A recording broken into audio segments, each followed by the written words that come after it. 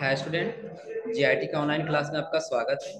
आज हम लोग सीखने वाले हैं अकाउंटिंग किस क्लास में, इसके बारे में। तो स्टॉक के बारे में, किसके बारे में जानने वाले हैं? स्टॉक के बारे में। क्योंकि पिछली क्लास हमने आपको बताया था सेल्स रिटर्न तक, जिसमें हम ये बताए थे कि परचेज परचेज रिटर्न, सेल्स और सेल्स रिटर्न। इसमें हमने आपको ये बताया था कि जब भी हम क्या करते हैं, कोई भी प्रोडक्ट अपने सप्लायर से खरीदते हैं उसको बेचने के उद्देश्य से, क्या करने के लिए कि अपने सप्लायर से हमने क्या किया, कोई भी गुड्स को खरीदे उसको क्या करने के लिए, बेचने के उद्देश्य से, वही हमारा क्या कहलाता है, परचेज। क्या कहलाता है, परचेज। और उस परचेज को हमने क्या किया, किसी कारणवश अपने सप्लायर को कुछ माल हमने वापस कर दिया, वो हमारा क्या कहलाता है, परचेज रिटर्न। और उसके बाद आपको बताए थे सेल्स। तो सेल्स क्या बताए थे कि जब हम क्या करते हैं, अपने किसी भी गुड्स को किसी कस्टमर को लाभ कमाने की वजह से सेल करते हैं, वही हमारा क्या कहलाता है, सेल। और जब उसी सेल को हम क्या करते हैं, किसी कारण से अपने कस्टमर से वापस लेते हैं, उस प्रक्रिया को हम क्या कहते हैं, सेल्स रिटर्न। और आगे हमको जानना है आज स्टॉक। क्या जानना है, स्टॉक। स्टॉक किसे कहते हैं? अब देखिए यहाँ पे क्या रहा है, ऐसा अनसोल्ड गुड्स जो बिजनेस के गोडाउन या वेयर हाउस में सेल के लिए रखा हो, वह गुड्स हमारा स्टॉक कहलाता है। कि सबसे पहले हम ये समझें कि स्टॉक किसे कहते हैं। हम क्या चीज, स्टॉक किसे कहते हैं? तो हम ये कह सकते हैं कि अनसोल्ड, जिसको अभी सोल्ड नहीं किया गया, यानी कि बेचा नहीं गया हो, उसको बेचने के लिए चाहे अपने गोडाउन में रखे हो चाहे वेयर हाउस में रखे हो। आपको गोदाम का नाम सुने हैं ना, आ रहा समझ में? यानी कि आपने क्या किया, आपने किसी भी प्रोडक्ट को, किसी भी गुड्स को अपने गोडाउन या वेयर हाउस में रखा है सेल करने के लिए, तो उस गुड्स को आप क्या कहेंगे, स्टॉक कहेंगे। यानी कि सपोज मान के चलिए आपका कोई दुकान है और हम गए आपके यहाँ कोई सामान परचेज करने के लिए, और आपके यहाँ कोई सामान नहीं है, तो आप सिंपल ये कहेंगे हमारे स्टॉक में अभी नहीं है। या सिंपल अभी हम ले लें, एक सिंपल सा फ्लिपकार्ट ले, क्या ले लें, फ्लिपकार्ट। जैसे हम फ्लिपकार्ट पे कोई ऐसे प्रोडक्ट को सर्च करते हैं जो फ्लिपकार्ट के पास नहीं रहता है, वो दिखाता है आउट ऑफ स्टॉक। तो हम क्या करते हैं, अगर सिंपल हम क्या लिए, फ्लिपकार्ट लिए, तो फ्लिपकार्ट पे कुछ ऐसे प्रोडक्ट जो हम सर्च करते हैं जो उसके पास नहीं रहता है, वो कहता है कि आउट ऑफ स्टॉक, यानी कि हमारे स्टॉक से बाहर है, हमारे स्टॉक में अवेलेबल नहीं है। आ रहा समझ में ना? तो जो प्रोडक्ट हमारे पास अवेलेबल रहता है सेल करने के लिए, वही हमारा क्या कहलाता है, स्टॉक कहलाता है। अब देखिए आगे यहाँ पे कह रहा है, यहाँ पे कह रहा है ट्रेडिंग बिजनेस के लिए फाइनेंशियल ईयर के अंत में बचा हुआ गुड्स क्या कहलाता है, स्टॉक कहलाता है। फाइनेंशियल ईयर आप लोग को बताएं कब से स्टार्ट होता है, 1 अप्रैल से। फाइनेंशियल ईयर कब से स्टार्ट होता है, 1 अप्रैल, और कब तक जाता है, 31 मार्च। कहाँ तक जाता है, 31 मार्च। तो सपोज करिए कि आपका इस पूरे फाइनेंशियल ईयर में कुछ प्रोडक्ट आपके पास बच गया है, वही आपका क्या कहलाता है, स्टॉक कहलाता है। क्या कहलाता है, स्टॉक। यानी कि आपने क्या किया, हाँ। अब ऐसे समझिए कि आपने क्या किया अपने बिजनेस में, जो आपका फाइनेंशियल ईयर चल रहा है, सपोज करिए मान लीजिए हमने ले लिया 1 अप्रैल, हमने क्या ले लिया, 1 अप्रैल 2023। कौन से ले लिए, 1 अप्रैल 2023। और इसका एंडिंग ईयर क्या आ जाएगा, 31 मार्च 2024, यही आएगा ना। अब हम ले लिए यहाँ पे 31 मार्च 2024। तो इस ईयर में हमने क्या किया कि अपने पूरे गोडाउन में हमने रखा 10 पीस किसी प्रोडक्ट को। कितना पीस रखे, 10 पीस रखे। और पूरा फाइनेंशियल ईयर खत्म होने तक हम मात्र इसमें सेल कर पाए 7 पीस। कितना पीस सेल कर पाए, 7 पीस। तो 7 पीस सेल करने के बाद से जो इस ईयर के लास्ट में जो हमारा बचा, यानी कि ईयर जब खत्म हो गया और अब हमारा आया 1 अप्रैल, 1 अप्रैल 2024, तो इस समय अब हमारे पास कितना स्टॉक बचा हुआ है, 3। क्या बचा हुआ है, 3। यानी कि जो प्रोडक्ट हमारे पास बच गया उसी को हम क्या कहेंगे, स्टॉक। क्लियर है सबको? यानी कि हम ये कह सकते हैं कि सपोज करिए आपके पास क्या है, कोई किराना का दुकान है, क्या है, कोई किराने की दुकान है, और उस किराने की दुकान में आपके यहाँ कई सारे इसमें प्रोडक्ट रखा गया है, तो आपका क्या कहलाएगा, स्टॉक कहलाएगा। क्या कहलाएगा, स्टॉक। क्योंकि आपने उस गुड्स को क्या किया, सेल करने के उद्देश्य से रखा है, वही आपका क्या कहलाएगा, स्टॉक। और फिर आगे कह रहा है डेप्टर्स। क्या कह रहा है, डेप्टर्स। अब डेप्टर्स कहते किसे हैं, ये आप लोग यहाँ पे ध्यान रखिएगा, क्योंकि जब भी आप लोग कोई भी काम करने जाएंगे तो दो चीज आएगा, डेप्टर्स और क्रेडिटर्स। क्या आएगा, डेप्टर्स और क्रेडिटर्स। तो हम ये आप लोग को पहले ही समझाते चले कि डेप्टर्स हमारा हमेशा कस्टमर होता है। डेप्टर्स हमेशा क्या होता है, कस्टमर। और क्रेडिटर्स हमारा क्या होता है, सप्लायर। क्रेडिटर्स हमेशा क्या होता है, सप्लायर। अब ये कैसे मानेंगे, तो देखिए हम आगे अपने जैसे ट्रांजेक्शन कहते हैं बता रहा है। डेप्टर्स वह पर्सन या बिजनेस जो हमारे बिजनेस से क्रेडिट बेसिस पर गुड्स सर्विस परचेज करता है वो क्या कहलाता है, डेप्टर्स। यानी कि जो उसने क्या किया, हमसे आया क्रेडिट बेस पे या नगद बेस हमसे कोई सामान खरीदा तो हमारा क्या कहलाएगा, डेप्टर्स। क्या कहलाएगा, डेप्टर्स। यानी कि जिससे हम किसी सामान को सेल कर रहे हैं वो हमारा क्या है, डेप्टर्स। यानी कि सपोज करिए आपका कोई बिजनेस है, जैसे हमने ये कहा कि विकास का एक बिजनेस है, विकास के पास अंकित चला गया कुछ परचेज करने के लिए, तो विकास के लिए अंकित क्या होगा, डेप्टर्स होगा। क्या होगा, हमने बताया कि विकास का क्या है, बिजनेस है। किसका बिजनेस है, विकास का। और परचेज करने कौन गया यहाँ पे, अंकित।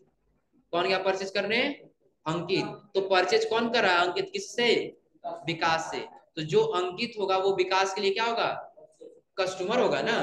उस कस्टमर को हम लोग क्या कहेंगे, डेब्टर्स। क्या कहेंगे, डेब्टर्स। अब ये वही कह रहे हैं यहाँ पे बिल्कुल साधारण शब्दों में कि वह पर्सन या बिजनेस जो हमारे बिजनेस से क्रेडिट बेस पर गुड्स या सर्विस परचेज करता है, कि कोई भी हो, चाहे कोई बिजनेस वाला हो चाहे कोई पर्सन हो, हमारे पास आता है क्रेडिट बेस पे कोई गुड्स या सर्विस परचेज करता है तो वो हमारा क्या कहलाता है, डेब्टर्स कहलाता है। और फिर आगे कह रहा है क्रेडिटर्स। आगे क्या कह रहा है, क्रेडिटर्स। अब क्रेडिटर्स में कह रहा है वह पर्सन या बिजनेस जिससे हम गुड्स या सर्विस क्रेडिट या कैश बेसिस पर परचेज करते हैं वो क्या कहलाता है, क्रेडिटर्स कहलाता है। अब यहाँ पे ध्यान दीजिए कि जब कोई दूसरा बिजनेस हमारे पास से परचेज करता है, कहाँ से, हमारे पास से परचेज करता है तो वो क्या कहलाता है, डेब्टर्स। यानी कि जब किसी ने हमारे पास से परचेज किया तो हमारे लिए क्या हुआ, डेब्टर्स। और जब हम किसी के पास किसी और के पास जाएंगे परचेज करने के लिए वो हमारा क्या कहलाएगा, क्रेडिटर्स। अब वही बता रहा है, क्रेडिटर्स वह पर्सन या बिजनेस जिससे हम गुड्स या सर्विस क्रेडिट या कैश बेसिस पर परचेज करते हैं यानी खरीदते हैं उसे हम क्या कहते हैं, क्रेडिटर्स। इस क्रेडिटर्स को जैसे हमने बताया इसको कहते हैं सप्लायर, और हमने डेब्टर्स को बताया इसको क्या कहते हैं, कस्टमर। क्लियर है सबको। अब इसके आगे आपको ऑप्शन दिखाई देगा रिसेबल और पेएबल। क्या दिखाई देगा, रिसेबल और पेएबल। अभी हम लोग पढ़ रहे हैं तो सबसे इंपॉर्टेंट टॉपिक हम लोग ये पढ़ रहे हैं कि हम लोग कोई भी ट्रांजेक्शन करेंगे तो ट्रांजेक्शन करते समय हमको ये माइंड में होना चाहिए किसको हम लोग डेब्टर्स कहेंगे और किसको क्रेडिटर्स कहेंगे। आ रहा समझे ना। अब इसके बाद से किससे हमको पैसा रिसीव करना और किसको पैसा पे करना है वो हमको बता रहा है रिसेबल और पेएबल। अब देखिए बता रहा है रिसेबल। रिसेबल में कह रहा है जो पैसा हमें किसी अन्य बिजनेस से भविष्य में पाना है वह अमाउंट रिसीबल कहलाता है। आया समझ में ना। जैसे कि हमने क्या किया, हमारा कोई बिजनेस है और हमने अपने बिजनेस से अंकित को क्या किए, ये मार्कर सेल कर दिए। आ रहा समझ में। और ये मार्कर का पैसा उससे अभी हमको भविष्य में पाना है, उसने दिया नहीं है तो हमारे लिए क्या कहलाएगा, रिसीबल कहलाएगा। क्या कहलाएगा, रिसीबल। यानी कि जब हमारा क्या होगा, हम कोई गुड्स परचेज किए और परचेज करने से उसको सेल कर दे रहे हैं तो सेल करने में उस पर्सन से जो हमको पैसा पाना है वही हमारा क्या कहलाएगा, रिसीबल। और फिर कह रहा है पेएबल। क्या कह रहा है, पेएबल। अब पेएबल का मतलब हमको जिसको पेमेंट करना। अब कह रहा है कि जो पैसा हमें किसी अन्य बिजनेस को देना है, क्या करना है, किसी अन्य बिजनेस को देना है, अर्थात जो पैसा हमारे बिजनेस पर बकाया है वो पेएबल अमाउंट कहलाता है। यानी कि हमारा कोई बिजनेस है, हमने अपने क्रेडिटर्स से अपने सप्लायर्स क्या किया, 10,000 का माल खरीद के लाया और उसको हमने क्या किया, 5,000 रुपया दिया, 5,000 रुपया देना क्या है, बाकी है, तो वो हमारा क्या कहलाएगा, पेएबल कहलाएगा। क्या कहलाएगा, पेएबल। यानी कि रिसीबल पेएबल, ये समझ में आया। अभी किससे क्लियर होगा आपको, तो डेब्टर्स जो होगा उससे हमारा होगा रिसीबल और जो क्रेडिटर्स होगा उससे हमारा क्या होगा, पेएबल। अरे समझ में ना कि जब डेब्टर्स हम सेल करेंगे उसका पैसा क्या करेंगे, रिसीव करेंगे तो हमारा रिसीबल कहलाएगा। और जब क्रेडिटर्स हम माल को परचेज करेंगे उसको हम पेमेंट करने जाएंगे तो हमारा क्या कहलाएगा, पेएबल कहलाएगा। क्लियर सबको। अब इसके आगे यहाँ पे दे रहा है जनरल। क्या दे रहा है, जनरल। यानी कि अभी तक हम लोग ये समझे कि अपने अकाउंटिंग का बेसिक समझ रहे थे, अब हमको ये समझना है कि जनरल वाउचर क्या होता है, जनरल एंट्री कैसे करते हैं, जनरल जनरल ट्रांजैक्शन क्या कहलाता है। यहाँ क्या कह रहा है, जनरल ट्रांजैक्शन को रिकॉर्ड करने वाली ऐसी बुक है जिसमें हम बिजनेस ट्रांजैक्शन को डाटा वाइज रिकॉर्ड करते हैं। सॉरी डेट वाइज दिया है, क्या दिया है, डेट वाइज क्या करते हैं, रिकॉर्ड करते हैं। अब कह रहा है जनरल ट्रांजैक्शन के रिकॉर्ड करने वाली एक ऐसी बुक है। यानी कि सपोज करिए हम आपके पास कोई कंप्यूटर नहीं दिए और आप क्या कर रहे हैं कि डेली का डेली परचेज या सेल कर रहे हैं तो उसको आपने आप कहीं क्या कर रहे हैं, कहीं ना कहीं रजिस्टर में मेंटेन करके रखेंगे, कहीं ना कहीं उसको नोट करके रखेंगे कि हम कितना में परचेज किए और कितना में सेल किए। तो वैसे और हमको अपने कंप्यूटर में करना हो, वही हमारा क्या कहलाता है, जनरल ट्रांजैक्शन कहलाता है। जो ट्रांजैक्शन क्या होता है कि हमारे बिजनेस को डेट वाइज रिकॉर्ड करने का काम करता है, कि किस डेट को हमने परचेज किया, किस डेट को सेल किया, किस डेट को हमने पैसा रिसीव किया, किस डेट को हमने पेमेंट किया, ये सारा हमारा किस में रिकॉर्ड होता है, जनरल ट्रांजैक्शन। और आगे यहाँ पे कह रहा है इसे बुक्स ऑफ ओरिजिनल एंट्री भी कहते हैं। इसे हम क्या कहते हैं, बुक्स ऑफ ओरिजिनल एंट्री, कि जिसका एक क्या होता है, एक साबुत मिल जाता है कि हमने क्या किया, कितने तारीख को परचेज किया है और कब उसको सेल किया है। एक हमारे पास एविडेंस आ जाता है जिसको हम क्या कहेंगे, एक हमने ओरिजिनल एंट्री किया है। आ रहा समझ में ना। अब मान के चलिए कि आपका कोई कंप्यूटर है, आपने अपने कंप्यूटर में रिकॉर्ड कर लिया, प्लस आपने उसको किसी रजिस्टर में नोट कर लिया, तो रजिस्टर तो आपका खो सकता है, लेकिन आप अपने क्या किए, अपने डाटा को जो ड्राइव बैकअप लेके रखे हैं, तो आपका डाटा कभी खोने वाला नहीं। आ रहा समझे ना। तो आप आसानी से उसको क्या कर सकते हैं, कभी भी उसको जरूरत पड़ेगा तो बैकअप का तुरंत डाटा ट्रांसफर करके आसानी से उसको देख सकते हैं। वही आपका क्या कहलाएगा, ओरिजिनल बुक एंट्री कहलाएगा। अब देखिए आप कह रहा है एक सिंगल बिजनेस ट्रांजैक्शन को जनरल बुक में रिकॉर्ड करने का प्रोसेस जनरल एंट्री कहलाता है। कि हमारा कोई एक ही बिजनेस है, क्या है, कोई एक ही बिजनेस है, और उस बिजनेस हम जो भी लेन देन कर रहे हैं, जो भी ट्रांजेक्शन कर रहे हैं, उसको रिकॉर्ड करने का हम जहाँ हम सेव करते हैं, जहाँ रिकॉर्ड होता है, उसको हम क्या कहते हैं, जनरल बुक कहते हैं। क्या कहते हैं, जनरल बुक। यानी उस जनरल बुक हम जहाँ पे रिकॉर्ड करते हैं, जहाँ पे सेव करते हैं, उसी प्रोसेस को हम क्या कहते हैं, जनरल एंट्री कहते हैं। जो हम लोग ट्रांजेक्शन को क्या करते हैं, रिकॉर्ड करते हैं, उसी रिकॉर्ड को हम क्या कहते हैं, जनरल एंट्री। नींद आ रहा है क्या विकास तुमको। अब चलिए ये समझ में आ रहा है जनरल ना। अब जनरल के बाद से आपको नीचे ऑप्शन दिखाई दे रहा होगा लेजर।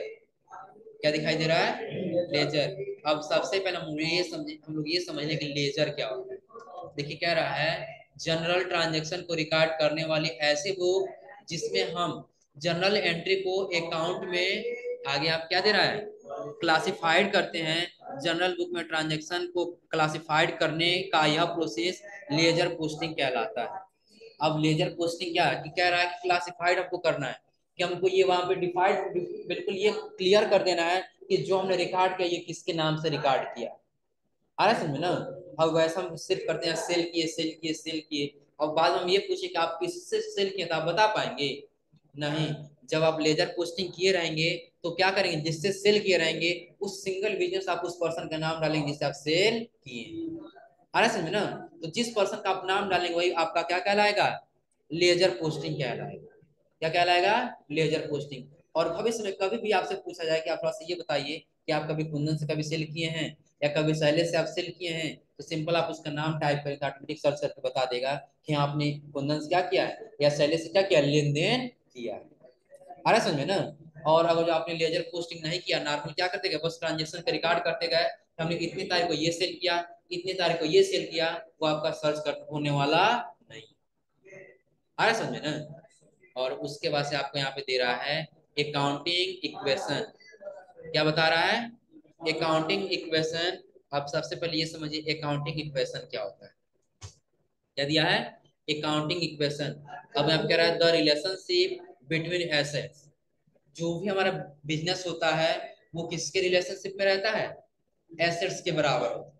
किसके बीच होता है, एसेट्स के बराबर। और हमारे पास कोई एसेट्स नहीं है तो क्या हम कोई परचेज या सेल कर पाएंगे, नहीं। एसेट्स का मतलब हम आप लोग को बताएं कि लैंड एंड बिल्डिंग हो जाएगा। यानी कि जो क्या करते हो कि हमारे बिजनेस को कि प्रॉपर तरीके से चलने में मदद करते हैं, वो हमारा क्या कहलाते हैं, एसेट्स कहलाते हैं। चाहे वो हमारा क्या हो, प्रत्यक्ष रूप से हो या अप्रत्यक्ष रूप से हो, यानी कि कैसे हो कैसे भी, और हमारे बिजनेस को चलने में मदद करते हैं, वो क्या कहलाते हैं, एसेट्स। अब कह रहा है the relationship between assets liability and capital can be expressed in from of an equal is called accounting equation. हम लोग अकाउंटिंग इक्वेशन किसको कहेंगे, तो बता रहा है कि जब हमारा एक क्या हो, एसेट्स हो, लाइबिलिटीज हो और क्या हो, कैपिटल हो, इन सबको हम क्या करेंगे, डिवाइड करेंगे। जैसे एसेट्स हो गया, एसेट्स के बाद हम क्या करेंगे, देखेंगे कि हमारा कैपिटल कितना पैसा लगाया है और उसके ऊपर कितना कर्ज है, ये सारा जब माइनस करेंगे या इक्वल करेंगे या जोड़ेंगे, तब जाकर हमारा क्या निकलेगा, वहां पे टोटल एक्यूरेट एक्यूरेट मिलेगा। अब उसी प्रोसेस को हम लोग क्या कहते हैं यहाँ पे, अकाउंटिंग इक्वेशन कि जो भी हम क्या करते हैं एसेट्स से, लायबिलिटी से, कैपिटल से जो भी लेन देन करते हैं उसके लेखा जोखा का जो रिकॉर्ड रखना हो, प्लस माइनस करना हो, तो वही हमारा क्या कहलाता है, अकाउंटिंग इक्वेशन कहलाता है। फिर आगे कह रहा है accounting to this question assets of business are always equal to the total of its liabilities and capital, कि हमेशा क्या होना चाहिए कि जो हमारा बिजनेस है उस बिजनेस में एसेट्स का जो दिया है एसेट्स और उसके बाद हमारा लायबिलिटीज यानी कि कैपिटल अकाउंट, ये दोनों बराबर होना चाहिए। क्या होना चाहिए, दोनों बराबर। अब ऐसा क्यों, सपोज करिए हमने ऐसे दो बना लिया अकाउंट, एक तरफ हमने रखा अपना क्या, लायबिलिटीज, एक तरफ क्या रखे, लायबिलिटीज, और दूसरी तरफ हमने रखा एसेट्स। क्या रखा, एसेट्स। तो अब सपोज करिए कि आपने क्या किया, आपका कर्ज कम हुआ और आपका एसेट्स बढ़ा। क्या हुआ, आपका लायबिलिटीज कम हुआ, कर्ज कम हुआ, लेकिन आपका एसेट्स बढ़ा, तो भी आपके बिजनेस में हावी है कि आप अपने बिजनेस में क्या कर रहे हैं कि लायबिलिटीज की तरफ ध्यान ज्यादा नहीं दे रहे हैं, आप सबसे ज्यादा ध्यान किधर दे रहे हैं, एसेट्स की तरफ। और जब आपके बिजनेस में आप सिर्फ एसेट्स ही रखते जाइए तो आप अपने बिजनेस को आगे लेके कब जाएंगे।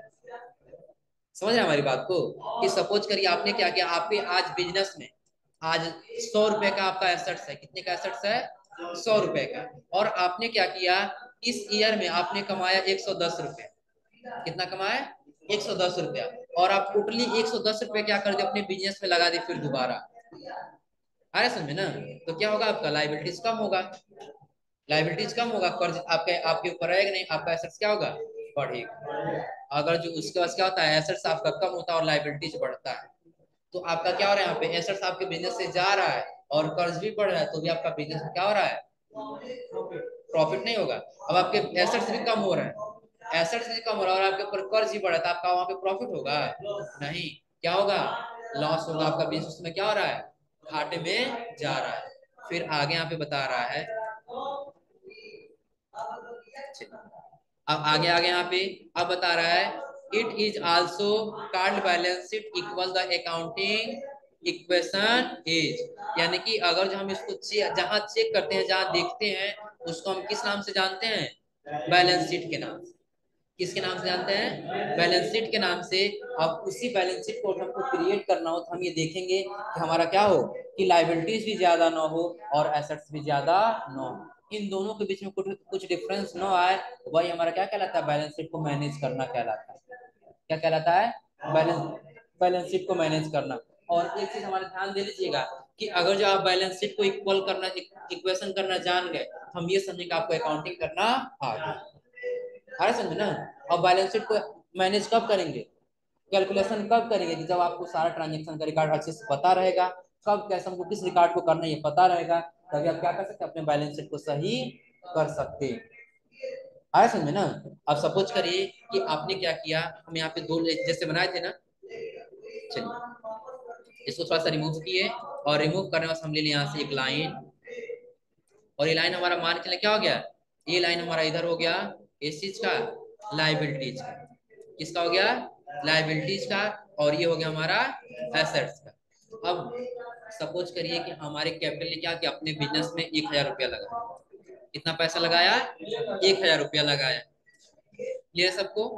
अब इस कैपिटल ने क्या किया, 1000 रुपया लगाया, हमने क्या किया, इस टोटल पैसे को अपने बिजनेस में कुछ गुड्स खरीद के लाए। क्या किए, 1000 का टोटल हम गुड्स खरीद के लाए, हमारा पैसा अब क्या हो गया, क्लियर, खत्म। क्या हो गया है, खत्म। और हम इसको सेल करेंगे तो सेल ही हमारा क्या कहलाता है, एसेट्स कहलाता है। हमारे समझ में, कि और हम सेल नहीं करेंगे, हमारे बिजनेस में कुछ पैसा इनकम नहीं होगा, क्या हमारा बिजनेस आगे चल पाएगा, नहीं। तो हमने मान के चलिए क्या किया, यहाँ पे 900 रुपए का सेल कर दिया। कितने रुपए का सेल किया, 900 रुपए का। तो फिलहाल यहाँ पे डिफरेंस कितने का आ रहा है, 100 रुपए का। तो अब ये 100 रुपया आपका कहाँ गया, यही आपको क्या करना है, इस बैलेंस शीट में मैनेज करके दिखाना है, कैलकुलेशन करके दिखाने का। आपने खर्च किया कि आपके स्टॉक में बचा हुआ है, कि आपने क्या किया है, किसी को कर्ज दिया है, यही हमको क्या करना होगा, इसमें कैलकुलेट करके निकालना होगा।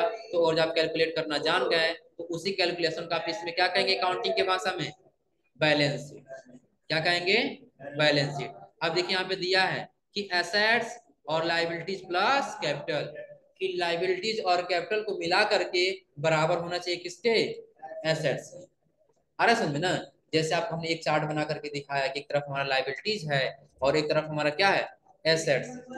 क्या है, एसेट्स है। तो लाइबिलिटीज मैंने बताया कैपिटल ने अपने बिजनेस में 1,000 रुपया लगाया और वो टोटली क्या किया, 1,000 का परचेज करके लाया, लेकिन सेल कितने का किया, 900 का। क्या ये दोनों बराबर हो रहा है, लाइबिलिटीज प्लस कैपिटल मिला करके एसेट्स के बराबर हो रहा है, नहीं, डिफरेंस आ रहा है। यहाँ पे हमारा बैलेंस शीट क्या होगा, गलत होगा।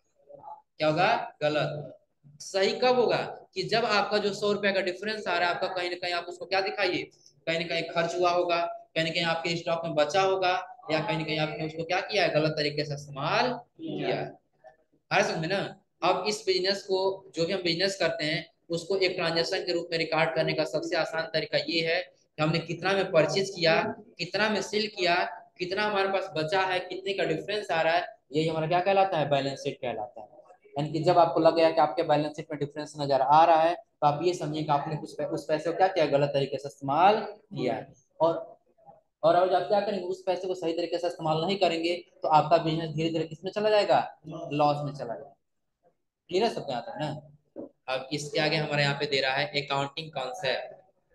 क्या दे रहा है, अकाउंटिंग कॉन्सेप्ट। अकाउंटिंग का कॉन्सेप्ट क्या होता है ये हम लोग को जानना है आगे। तो यहाँ पे दे रहा है मनी मेजरमेंट कॉन्सेप्ट, कि अपने मनी को हमको कैसे क्या करना है, मैनेज करके रखना है, कैसे कंट्रोल करना है, कैसे किसी ट्रांजेक्शन में रिकॉर्ड करना है, ये हमारा क्या कहलाता है, अकाउंटिंग कॉन्सेप्ट कहलाता है।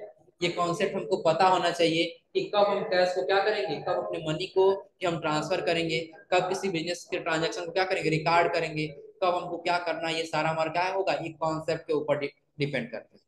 इसके ऊपर, कॉन्सेप्ट के ऊपर। अब कैसे, तो सपोज करिए आपने क्या किया कि अपने कस्टमर से आपने 1,000 का सेल कर दिया। आपने अपने कस्टमर से कितने का सेल किए, 1,000 का। तो आप उससे पैसा रिसीव करने के बाद आप उसको दे रहे हैं, तो क्या आपके पास कॉन्सेप्ट पता है, नहीं पता है। आप अपने बिजनेस के अमाउंट को क्या कर रहे हैं, गलत तरीके से इस्तेमाल कर रहे हैं। तो ये कब आप सही तरीके से करेंगे, जब आपको अकाउंटिंग कॉन्सेप्ट क्लियर रहेगा आ रहा समझे ना। तो जब आपको अकाउंटिंग कॉन्सेप्ट क्लियर नहीं है तब आप इसको अच्छी तरीके से रिकॉर्ड नहीं कर सकते। चलिए थोड़ा सा पेज को हम नीचे करें।